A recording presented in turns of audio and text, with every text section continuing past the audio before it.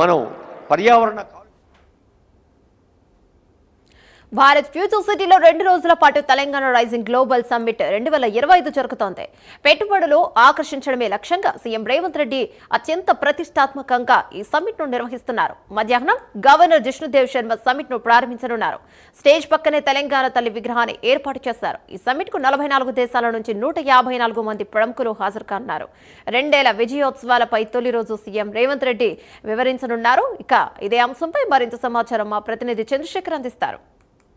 Bharat future సిటీలో 2 రోజుల పాటు తెలంగాణ ప్రభుత్వం అత్యంత ప్రతిష్టాత్మకంగా తెలంగాణ రైజింగ్ గ్లోబల్ సమ్మిట్ని కూడా నిర్వహించబోతుంది. ప్రస్తుతం మనం ఉన్నాం గ్లోబల్ రైజింగ్ ప్రధాన వేదిక ఇక్కడే. ఈ వేదిక నుంచే ఈరోజు మధ్యాహ్నం 1:30కు గవర్నర్ జిష్ణుదేవ్ శర్మ ఈ కార్యక్రమాన్ని ప్రారంభిస్తారు. ఆ తర్వాత ముఖ్యమంత్రి 2:30కు ప్రసంగం ఈ స్టేజ్ మీద ఉంటుంది. మన స్టేజ్ చూడొచ్చు. Welcome to the Telangana rising global summit 2025 అంటూ కూడా ఒక స్క్రీన్తో డిజైన్ చేశారు. ముఖ్యంగా మనం పక్కనే చూసుకోవచ్చు తెలంగాణ తల్లి విగ్రహాన్ని కూడా ఇక్కడ ఏర్పాటు చేశారు. ముఖ్యంగా దేశ విదేశాల నుంచి వచ్చే అతిథులు ఎవరైతే ఉంటారో అతిథులంతా కూడా ఈ తెలంగాణ తల్లి విగ్రహాన్ని చూసేలా కూడా ఇక్కడ ఏర్పాటు చేశారు. ముఖ్యంగా చూసినట్టయితే 44 దేశాలకు నుంచి కూడా 154 మంది ఇంపార్టెంట్ ప్రజాప్రతినిధులు కూడా హాజరవుతున్నారు. ఈ ప్రారంభ వేడుకకు దాదాపు 2000 మంది దేశీ విదేశీ అతిథులు కూడా ఇక్కడికి రాబోతున్నారు. వీరితో పాటు నోబెల్ బహుమతి గ్రహీతలు అభిజిత్ బెనర్జీ, అదేవిధంగా Trump media technology group CEO Eric Swider, world economic forum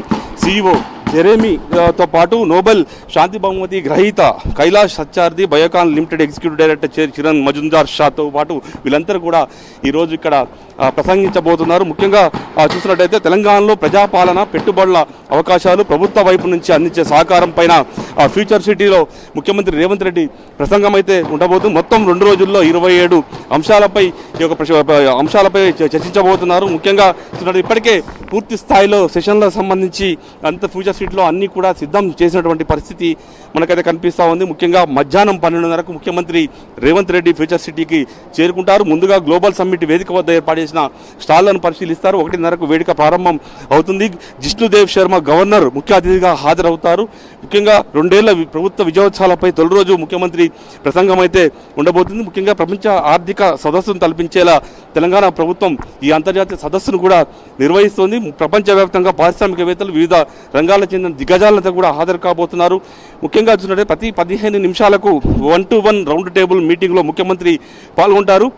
మధ్యాహ్నం 3 గంటల నుంచి 7 గంటల వరకు దాదాపు 15 సమావేశాల్లో సీఎం పాల్గొనబోతున్నారు. ముఖ్యంగా ఫర్నిచర్ తయారీ, ఎలక్ట్రానిక్స్, మ్యానుఫ్యాక్చరింగ్, లాజిస్టిక్స్, వేర్ హౌసింగ్తో పాటు ఏరోస్పేస్, డిఫెన్స్ రంగాలకు సంబంధించినటువంటి అన్ని అంశాలపైన కూడా ఈ యొక్క రైజింగ్ కార్యక్రమాల్లో చర్చించబోతున్నారు. ముఖ్యంగా చూసినట్టయితే మొత్తం తొలి రోజున జరిగే ప్యానెల్ డిస్కషన్లు కూడా చాలా జరగబోతున్నాయి. 3 గంటల నుంచి 4 గంటల వరకు మొదటి సెషన్ ఉంటుంది.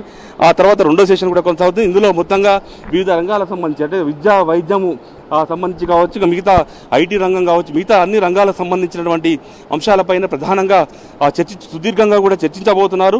ప్రధానంగా చూసినట్టయితే ఈ యొక్క సమ్మిట్ను మాత్రం అంతర్జాతీయ కంపెనీలను ఆకర్షించే విధంగా కూడా ఈ యొక్క కార్యక్రమాన్ని కూడా తెలంగాణ ప్రభుత్వం అట్టహాసంగా నిర్వహించబోతుంది. ముఖ్యంగా చూసిన 2 రోజుల పాటు అద్భుతంగా ఇక్కడ నిర్వహించేందుకు ఏర్పాట్లు అయితే పూర్తి స్థాయిలో చేశారు. వచ్చేటువంటి అతిథులు ఎవరైతే ఉంటారో వాళ్ళకు ప్రత్యేకంగా ఒక రోబోను ఏర్పాటు చేసి స్వాగతం పలికేలా కూడా ఇక్కడ అది కూడా ఏర్పాట్లు చేసినటువంటి పరిస్థితి మనకైతే కనిపిస్తూ ఉంది. ముఖ్యంగా చూసినట్టయితే మొత్తంగా ఇక్కడికి వచ్చే వాళ్ళందరికీ కూడా టూరిజం శాఖ కూడా అన్ని ఏర్పాట్లు చేసి ఒక కిట్ను కూడా వాళ్ళ అతిథులకు కూడా ఇస్తున్నారు. ఆ కిట్లో తెలంగాణ సంస్కృతి సంప్రదాయాలకు సంబంధించినటువంటి వంటకాలు కావచ్చు, హైదరాబాద్ సంబంధించిన ముత్యాలతో కూడినటువంటి ఒక బాస్కెట్ను కూడా ప్రభుత్వం వారికి అందించబోతుంది. ముఖ్యంగా చూసినట్టయితే దీంతో పాటు రేపు కూడా పెద్ద స్థాయిలో ఇక్కడ ఏర్పాట్లు కూడా చేస్తున్న పరిస్థితి. ఎందుకంటే ముఖ్యంగా చూడొచ్చు ఏదైతే రేపు కీరవాణితో 90 నిమిషాల పాటు ఒక మ్యూజిక్ కాన్సెప్ట్ కూడా ఏర్పాటు చేస్తున్నారు. అదేవిధంగా 3000 డ్రోన్లతో పెద్ద ఎత్తున తెలంగాణ రైజింగ్ సంబంధించినటువంటి షో కూడా చేస్తున్నారు. గిన్నీస్ బుక్ రికార్డు నెలకొల్పేలా కూడా